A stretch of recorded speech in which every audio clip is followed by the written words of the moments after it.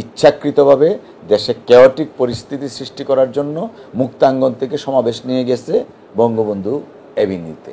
এই মামলার প্রকৃত অপরাধীদের বিচার শেখ হাসিনা নিজে চায় না। যদি প্রকৃত বিচার হয়, ধরা পড়বে অন্য কিছু। আমাদের জাতীয় জীবনে এই 21শে আগস্ট কেসটা অত্যন্ত একদিকে বেদনাদায়ক, মর্মাহত, এবং আমরা দলের পক্ষ থেকে বারংবার তখন থেকে বলেছি যে এই ধরনের ঘটনা হওয়া উচিত না, যে কারণে আমরা মর্মাহত, ব্যথিত, এবং তখনও আমরা দৃষ্টান্তমূলক সত্যিকারের শাস্তি চেয়েছি এবং সেটা এখনও চাই।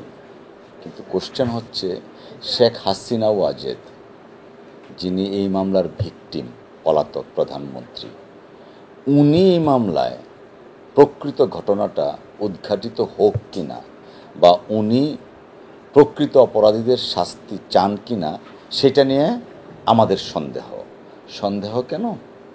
যখন এই দুঃখজনক ঘটনা ঘটল, তৎকালীন সময়ের প্রধানমন্ত্রী বেগম খালেদা জিয়া FBI মার্কিন গোয়েন্দা সংস্থা এবং স্কটল্যান্ড ইয়ার্ড ব্রিটিশ গোয়েন্দা সংস্থা তাদেরকে আনলেন। আনার পরে তারা অ্যাপ্রোচ করলো শেখ হাসিনাকে যে আপনার গাড়িটা আমরা পরীক্ষা করতে চাই, আপনাকে আমরা জিজ্ঞেস করতে চাই কীভাবে। শেখ হাসিনা রিফিউজ করলেন।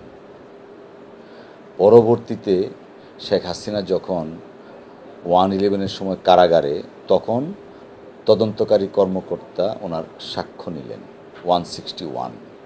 ওই সাক্ষ্যতেও শেখ হাসিনা সহ আব্দুল জলিল, তোফায়েল আহমেদ প্রত্যেকের সাক্ষী নিলেন, কারণ চার্জশিট করতে গেলে ভিকটিমদের সাক্ষী নিতে হয়। কখনো কোথাও গুনাহ করেও জনাব তারেক রহমান সাহেবের নাম বলেন নাই, যে কারণে 1/11-এর সময়ও তার একটা চার্জশিট দেওয়া হলো, যে চার্জশিটে তারেক রহমান সাহেবের নাম ছিল না।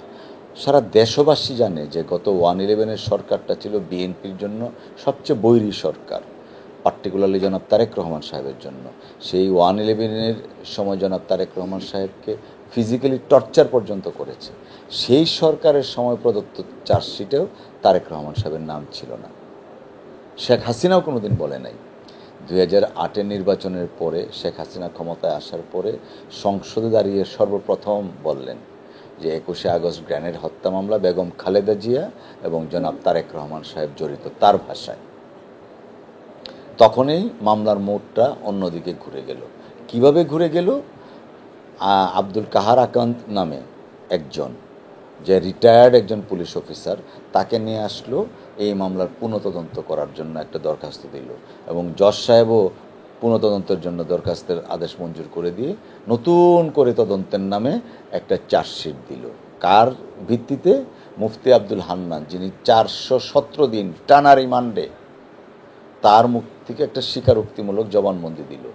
উল্লেখ্য, মুফতি হান্নানের আগেও একটা জবানবন্দি ছিল, সেই জবানবন্দিতে তারেক রহমান সাহেবের নাম ছিল না। বাট দ্বিতীয় জবানবন্দিতে শেখ হাসিনা ওয়াজেদ ক্ষমতায় আসার পরে 417 দিন রিমান্ডে নেওয়ার পরে দ্বিতীয় জবানবন্দিতে মুফতি হান্নান বলল তার ভাষায় যে হাওয়া ভবনে গিয়েছিলেন এবং ওখানে জনাব তারেক রহমান সাহেবের সাথে সাক্ষাৎ হয়েছিলেন। জনাব তারেক রহমান সাহেব নাকি বলেছেন যে আপনি টুকু সাহেব, বাবর সাহেব, তাদের সাথে কায়কোবাদ সাহেব, তাদের সাথে যোগাযোগ করবেন। এই 2.5 লাইনের একটা স্টেটমেন্ট। সেই স্টেটমেন্টের উপর ভিত্তি করে, যদিও আইনের দৃষ্টিতে অভিযোগ আসে না, যেহেতু শেখ হাসিনার ক্ষমতা, তার উদ্দেশ্য যেহেতু তারেক রহমান সাহেবকে এই মামলায় ফাঁসাবে, ওনাকে ক্যারেক্টার অ্যাসাসিনেশন করার জন্য, রাজনৈতিকভাবে হীন বা ক্ষতিগ্রস্ত করার জন্য, বিএনপিকে কুলসিত করার জন্য, এই হীন মানুষে অত্যন্ত পরিকল্পিতভাবে, উদ্দেশ্যমূলকভাবে জনাব তারেক রহমান সাহেবের বিরুদ্ধে চার্জশিট দেওয়া হলো। সেই চার্জশিটের মূল ভিত্তি ছিল মুফতি হান্নান। যখন মামলাটা ট্রায়াল শুরু হবে, তখন আপনার স্বীকারোক্তিমূলক জবানবন্দিতে যদি মিস্টার এক্স আসামি হয়, তখন তো আপনাকে আমি লয়ার হিসাবে জেরা করব না? সেই জেরার সুযোগটা যেন না পায়, সেই জন্য মুফতি হান্নানকে ট্রায়াল শুরুর আগেই অন্য একটা মামলায় ফাঁসি দিয়ে দিল। কেন ফাঁসি দিল? ইচ্ছাকৃতভাবে, উদ্দেশ্যমূলকভাবে, যেন মুফতি হান্নানকে কেউ জেরা করতে না পারে।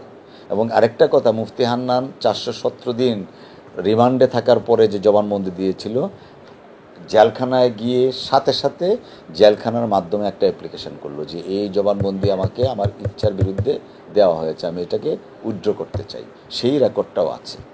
তো কি দাঁড়ালো, জবানবন্দি দেওয়ালো জোর করে, উইথড্র করার জন্য অনুমতি চাইলেও উইথড্র করলো না, তাকে জেরা করার আগে ফাঁসিতে দিয়ে দিল। কারণ একটাই, শেখ হাসিনা এই মামলার প্রকৃত কারণ যেন উদ্ঘাটিত না হয় এবং জনাব তারেক রহমানকে যেন এই মামলায় কনভিক্টেড করা যায়। এইটা কারণটা কি? কারণটা হলো 2004 সনের 21শে আগস্ট ওই দিন যে সমাবেশটা ছিল, এই সমাবেশটা ছিল হলো মুক্তাঙ্গনে। এই মুক্তাঙ্গনে সমাবেশ ছিল, তৎকালীন ডিএমপি কমিশনার মুক্তাঙ্গনকে আইনি প্রক্রিয়ার মাধ্যমে নিয়ে আসলেন, রিজার্ভ ফোর্স রাখলেন। হঠাৎ করে মুক্তাঙ্গন থেকে ওই দিন সমাবেশ শুরুর কথা 4টা, 3:30টার সময় ঘোষণা দিল যে হবে হলো বঙ্গবন্ধু অ্যাভিনিউতে। কেন এটা করল? সেই প্রশ্ন কিন্তু শেখ হাসিনাকে করা হয়েছিল, কোনো জবাব নাই। সেই জবাব পাবেন আপনি কাদের সিদ্দিকীর তৎকালীন সময়ের সংসদে দাঁড়িয়ে বক্তব্য। কাদের সিদ্দিকী সাহেবকে গিয়ে জিজ্ঞেস করবেন। কাদের সিদ্দিকী সংসদে দাঁড়িয়ে বলেছিল সেদিন যে ইচ্ছাকৃতভাবে দেশে কেওয়াটিক পরিস্থিতি সৃষ্টি করার জন্য মুক্তাঙ্গন থেকে সমাবেশ নিয়ে গেছে বঙ্গবন্ধু অ্যাভিনিউতে, ইচ্ছাকৃতভাবে। এবং এইটার কারণ কাদের সিদ্দিকী সাহেবও জানতে চেয়েছিলেন সংসদে দাঁড়িয়ে। আরেকজন মানুষ, ভারতের প্রখ্যাত সাংবাদিক কুলদীপ নায়ার, তিনি একটা লেখা লিখেছিলেন যে কেন এমন হইল যেখানে পুলিশ প্রোটেকশন 4টার প্রোগ্রাম 3:45টার সময় মুক্তাঙ্গনে নিয়ে গেছে, এটা কি পরিকল্পিত ছিল কি না? কুলদীপ নায়ার যুগান্তর পত্রিকায় 27শে আগস্ট পত্রিকায় উনি রিটার্ন লেখলেন। তো এই মামলার প্রকৃত অপরাধীদের বিচার শেখ হাসিনা নিজে চায় না। আইবি রহমানের হত্যাকারীদের বিচার হোক শেখ হাসিনা চায় না। কারণ যদি প্রকৃত বিচার হয়, ধরা পড়বে অন্য কিছু।